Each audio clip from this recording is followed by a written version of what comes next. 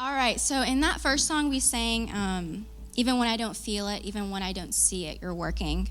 And what I love about this community, NLCF, is that people encourage you to embrace those I don't feel it and I don't see it moments, and then they choose to sit with you. That is the heart behind sharing snapshots. They're glimpses of what our friends are going through right now, whether they feel it, whether they don't see it or don't feel it. So I get the honor of introducing our sweet Isabel. She is the embodiment of the not yet moments, but still praising God. This is Isabel. Hi. All right. So there are two people in the Bible that I really think about a lot. They live these really different lives, but truthfully, they're one and the same. And these are Job and the bleeding woman. Job lived so many years lamenting his very existence as the enemy persisted and brought suffering and loss and pain into his life. And the bleeding woman spent 12 years bleeding in pain without hope nor treatment for her affliction.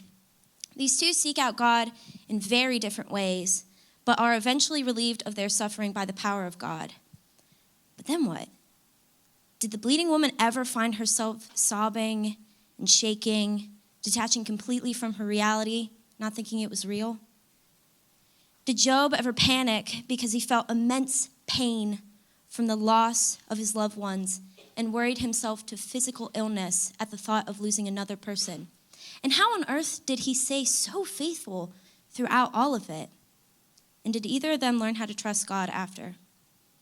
I stand here today in this feeling of deep grief, mourning, and confusion. My childhood was riddled with twists and turns, the likes of Job's. And in 2007, my dad's alcoholism uprooted everything in my life, in my family's life. His struggle made life feel impossible from his first DUI until I moved into college in 2018. And I watched as drinking and drugs stole him away from me and my brother and my mom. And I watched her get poisoned by the anxiety that it caused us. My brother and I desperately grasped at ways to take care of the shell of our mom, while her pain and her panic stole her away from us too. And when I was diagnosed with post-traumatic stress disorder my senior year, I looked at the God that I had clung to throughout it all and wept. And what I'm still learning today is that he was weeping with me, because he saw my suffering and knew that it was never his intention for my life. And he knew that the enemy had a hold on my parents that I had loved so dearly, and that the addiction was not something wrong with my dad, but wrong with the world.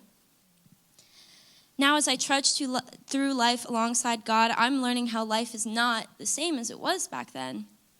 And I'm beginning to feel the blessings of living outside of that war zone and having relationships that are good and fulfilling. But these memories, they linger. And when they come into the light, I sob and I shake and I pray that God takes them away as I lay on my bed and fall prey to these flashbacks to moments that no child should have ever lived through. After having relived them over and over again, the moment I get back on my feet, I run to anything. Drugs, alcohol, guys, anything to make me feel good. And when the flashbacks and the self-destructive behavior all finally subside, I look to God and ask, why have you forsaken me? But eventually my mind in its level-headedness will begin to remember that God has never abandoned me. He didn't neglect me, and it wasn't him who hurt me. The life he's brought me now is as wonderful as Job's and as the bleeding woman's after their afflictions had passed. And the Lord delivered my mom, my brother, and my dad eventually out of the clutches of evil, and continues to bless our family today. And I love my life at Virginia Tech so much. I love my friends. I love my major. I look forward to my career, my goals, and my aspirations.